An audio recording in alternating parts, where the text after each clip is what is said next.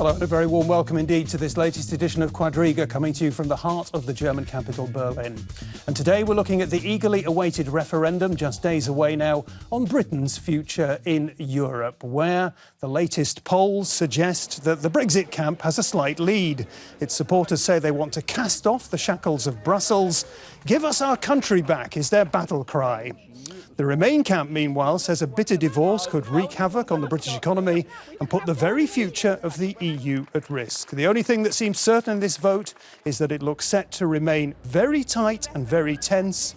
And so our question here today on Quadriga is, should the UK stay or go? And to discuss that question, I'm joined here in the studio by three seasoned observers and analysts, beginning with Derek Scally, who is from the Irish Times and who says Brexit is merely a symptom for a long, deep-seated EU illness that saw all critics of the bloc branded Eurosceptics and pushed into the isolation ward. Also with us is Alan Posener, a regular commentator for the Berlin-based Die Welt newspaper, who believes Brexit would be a catastrophe, and not only for Britain, as it would lead to the dissolution of the European Union. He's nodding as I say that. And welcome too to Ulrike Herrmann, a business editor and writer at another Berlin daily, the Tageszeitung, or Taz. Ulrike says a Brexit wouldn't be as bad as it seems for the EU because the British would in any case be forced to adopt all the key EU laws. Ulrike is nodding too. Alan Posener, I'd like to begin with you because you say a disaster might be just days away. Tell us about the disaster. The disaster goes like this. Britain leaves. There's a disaster in that a man like Boris Johnson might become Prime Minister, which is a disaster in itself for Britain. We'll talk about Europe. Then the no camp, the anti-European camp, in places like France, for instance, where 61% of the population are against, have unfavourable opinions of the EU, demand a referendum there. In Denmark, they demand a referendum, where there's also an anti-European party, has more votes than any other party. In Poland, people demand a referendum, and the whole thing starts to fall apart. The whole project starts to fall apart. Germany is left with a few rump states hoping for handouts from the German table, and that is cast as the European Union, which in fact is just basically a neo-colonial project. This, I admit, is the worst possible outcome, but it's not totally unrealistic. That's the terrible thing. Ulrike, do you buy into this in any way? No, I don't, because, politically, Europe might be divided, but economically, we are bound to be together. It's a very small continent with very tight economic exchanges. It's impossible to somehow get independent economically. And that's something I think the British are going to realize, because look at countries like Norway or Switzerland or Iceland. They do not belong to the EU, but nonetheless they are forced to implement all European laws in order to be able to trade with the European Union. And the same, more or less the same, would happen to Britain. I mean, they would be no longer part of the EU, but in order to trade with the EU, to have economic contacts with the EU, they would be forced to implement all the European laws. And the only difference would be that they are no longer able to take a political part in deciding on these laws. Alan. It's a German fallacy that, since the days of Karl Marx, who was a very German person, that economics determines everything. Yeah, Europe was a tightly knit economic unit before the First World War, and they threw it all away. They destroyed this, and we haven't recovered from that since. Europe is totally capable of self-destructing once the demons of European nationalism are unleashed. And this is what is going to happen if the Brexit people win. That's what I'm worried about. And if Germans sit back complacently and say, no, they're going to have to take the medicine, like Mr. Schäuble said, the German finance minister, they're going to have to, like you just said, they're going to have to accept everything we decide. They just won't have any say in it anymore. You don't understand how everywhere in Europe, except for Germany itself, people's blood begins to boil at that. This is what is destroying Europe.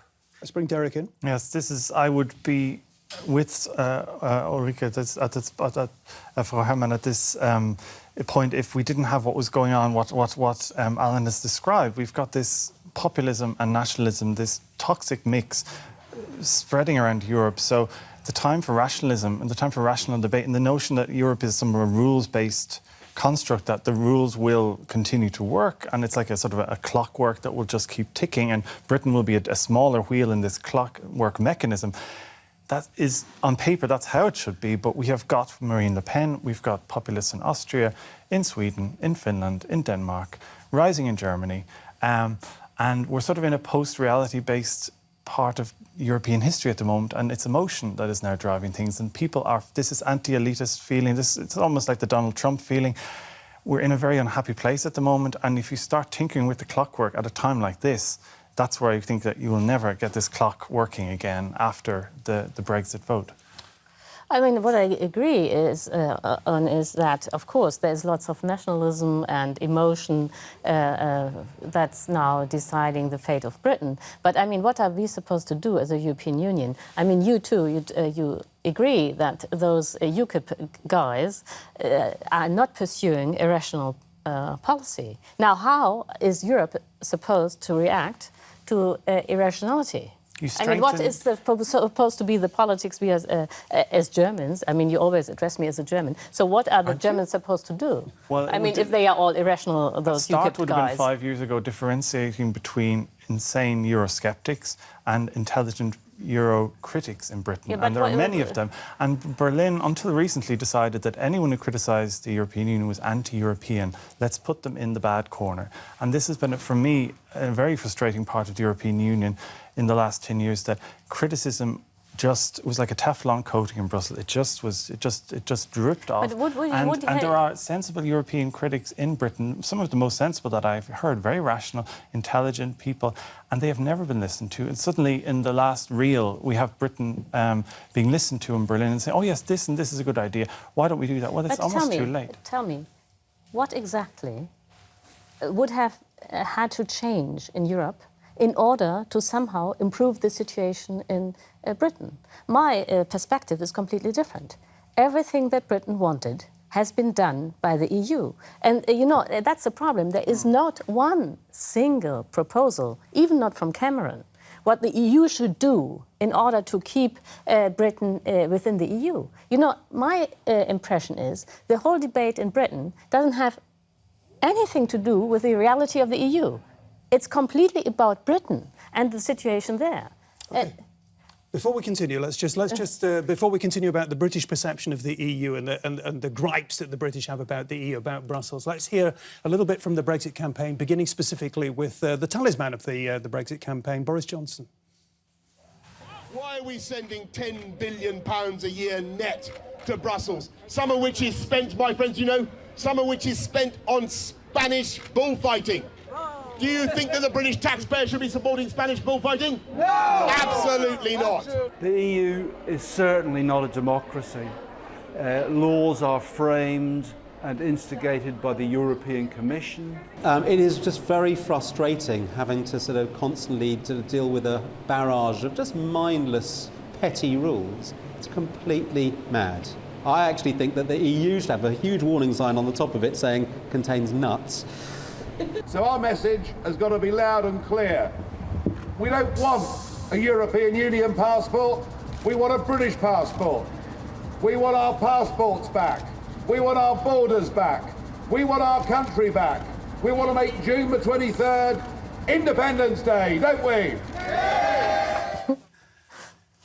Derek, Nigel Farage there talking about Independence Day, saying specifically that we want our borders back, we want our country back. Is that just right-wing populism, the kind of thing that one can dismiss, or should we be taking it seriously, as you appear to be arguing? Have the British really lost their sovereignty and ceded it to Brussels?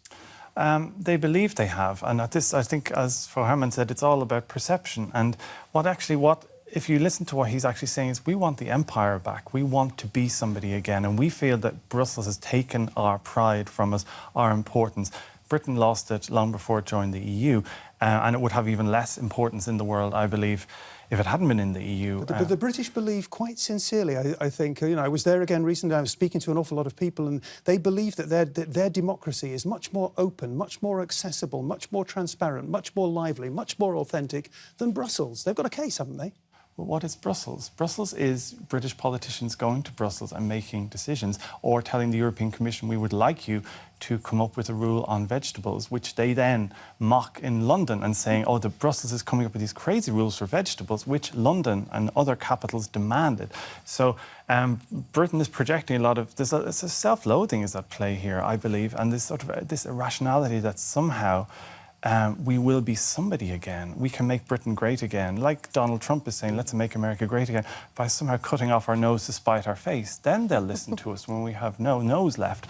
And for 35 years, the British press, the Murdoch press, has been very slowly, very consistently doing two things, attacking the BBC and attacking Europe. And if you've been raised in this environment, everyone who is pro-Europe or pro-EU in Britain is on the back foot, and they have been for 30 years. You're constantly on the defence. You're constantly defending why this is a good thing, as opposed to in Germany, which is the other way around.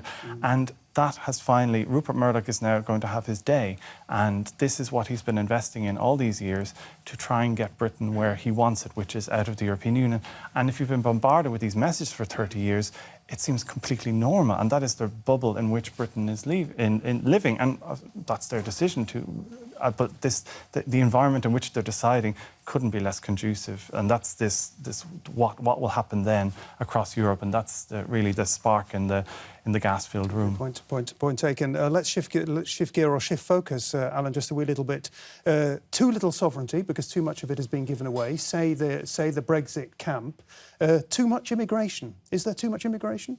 No. I mean, Britain has profited immensely from immigration from Europe. Take the Poles, for instance, people from Poland. Take the people from Ireland. Take bankers from France, businessmen from Germany, and so on. So, obviously, in fact, many people in Britain would rather have more immigration only from other countries, for instance, from China, from Russia, from the Caribbean, from Pakistan, and so on. So, no, there is no rational argument, I agree, for Britain leaving the European Union. The point is, however, that we are beyond the point of rational argument. And if when British people look to Europe, they see, for instance, Greece being brought to its knees by the German finance minister. They see Spain being brought to its knees by austerity on the behest of Berlin, 40% of youth unemployment. They see a Eurozone with zero growth, whereas their own country has over 2% growth. So they're worried that if this goes on, this will happen to them. It's not just nostalgia for empire. It's not just negatives, it's also positives. If 50% of the British people vote for the Brexit, then they clearly believe that they can go it alone. Do you understand what makes them so confident that they can do that? It's not just negatives here, surely. Well, I think it's in part sort of a feeling that, there's this transatlantic feeling, the Anglosphere, which encompasses Australia, New Zealand, the United States, and so on.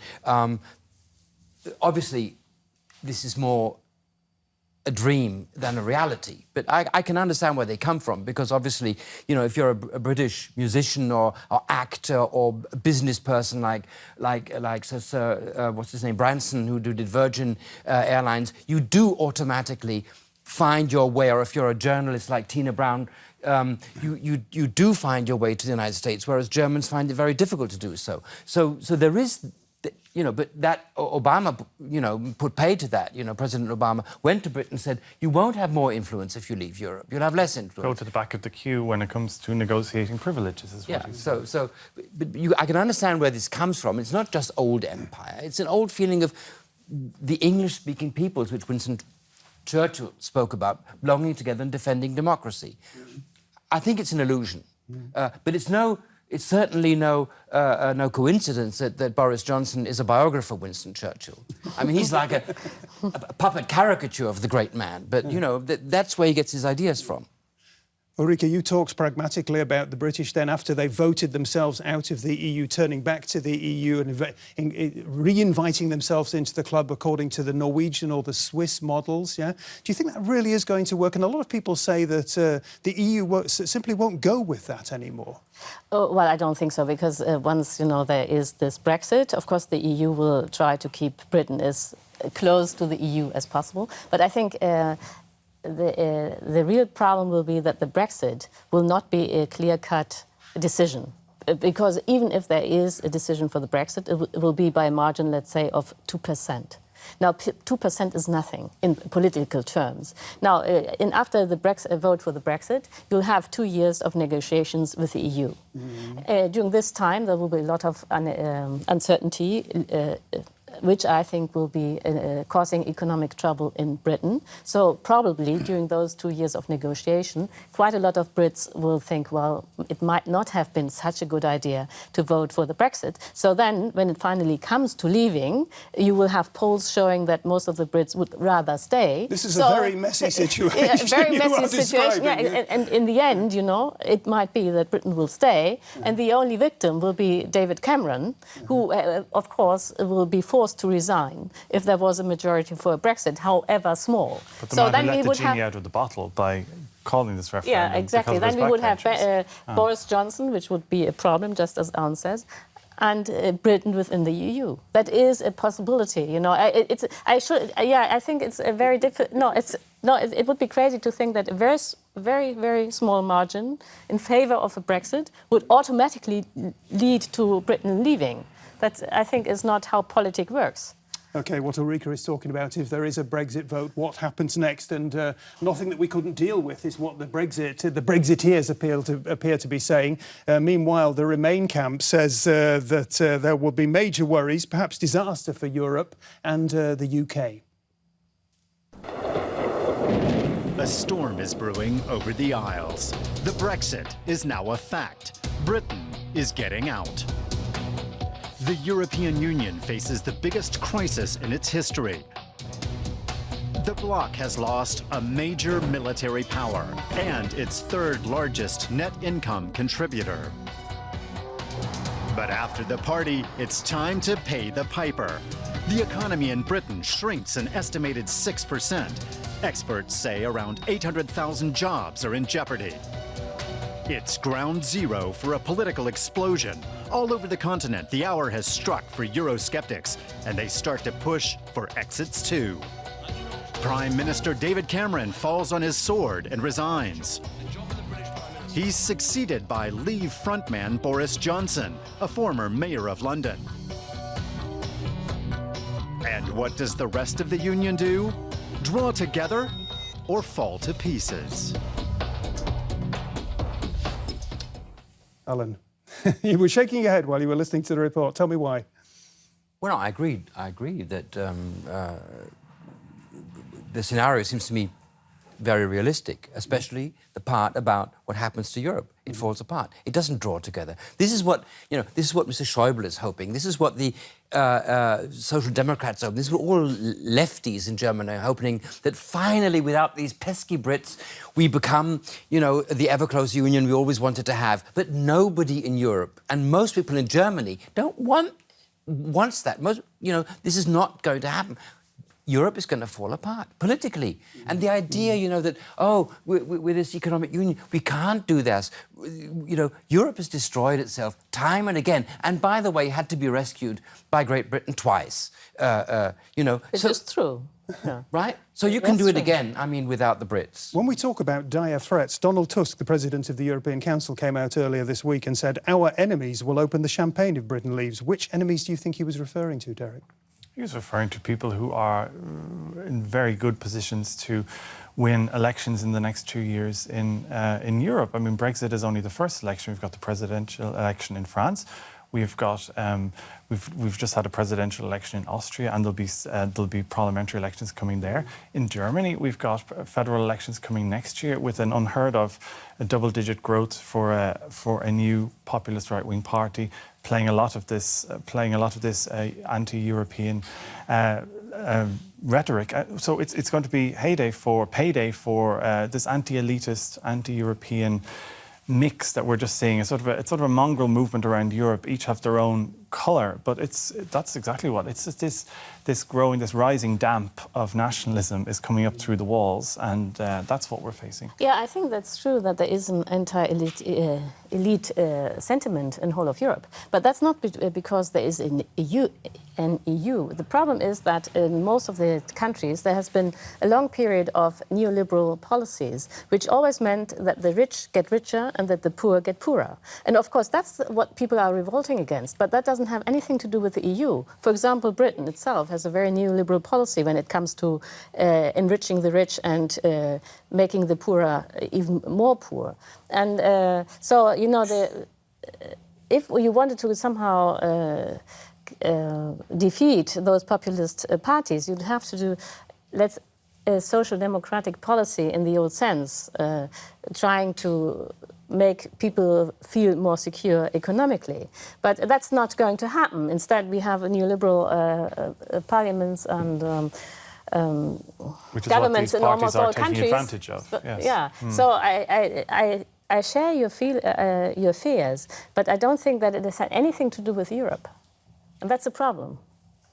Well, first, the question who Mr. Donald Tusk was referring to, he's a Pole. We know who he's referring to. He's referring to Russia. I was going to say, yeah. And I've just been on a trip for a week through the three Baltic republics, Estonia, Latvia and Lithuania. And these people are shaking in their boots for fear of what Russia will do with their own Russian minorities and what Russia is doing. Mr. Putin has already declared himself the protector of these Russian minorities. We're seeing what Russian hooligans do on the streets of France, encouraged by their own politicians. This is what Europe is facing. This is why the EU needs to keep together. This is why we must combat the whole this idea of nationalism. But I want to say one thing. It is not neoliberal policies, as proposed by Great Britain, which is driving Europe apart. It has been the attempt to hold the euro together at the cost of the poor nations of Europe, driven by a grand coalition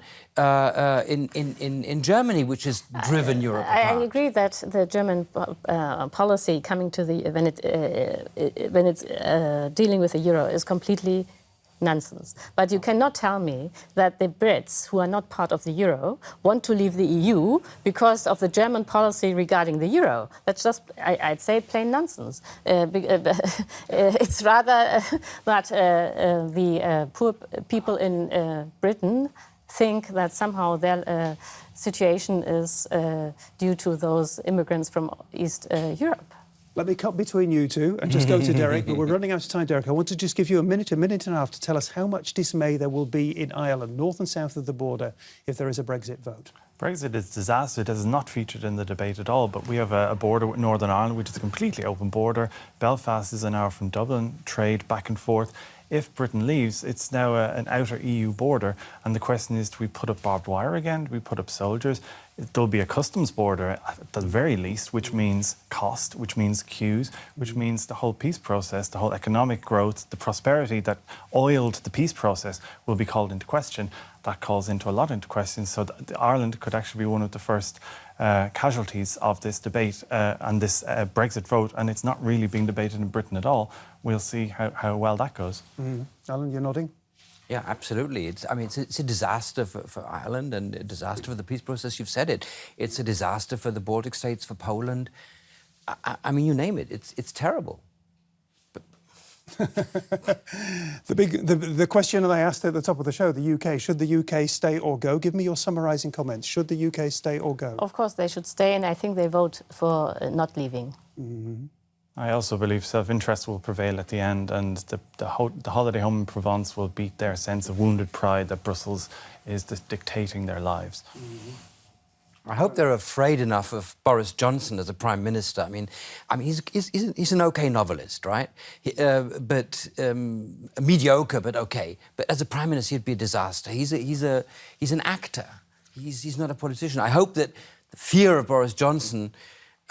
Is it instructive that the name Boris Johnson gets mentioned in the same sentence as Donald Trump, on many occasions in recent debates? No. Donald Trump is a horrible person, is really a nasty person. Boris Johnson is a nice person. He's just a bad politician. Mm-hmm. And let me go one last word, Derek, on this. Not which way do you want it to go, which way do you think it's going to go? Because there are the bookmakers on one side and the pollsters on the other side. Who's right? Because the pollsters say that there's going to be a Brexit vote. The bookmakers say that people are going to err on the side of caution. Well, I'm hoping that the Irish voters will get out in Britain. They're entitled to vote there, and they could swing it one way or the other, and they will swing it for Remain. It could be, if it's tight, it could be something like that. So all Irish voters have been ordered in Britain to go out and vote on referendum day. OK, thanks very much to all of you. Thanks for being here. Thanks for providing our viewers with so much food for thought. I hope you've enjoyed the show as much as I have. If you have, get in touch with us. We'd like to hear from you, mail or social media. And do come back next week. Until then, bye-bye.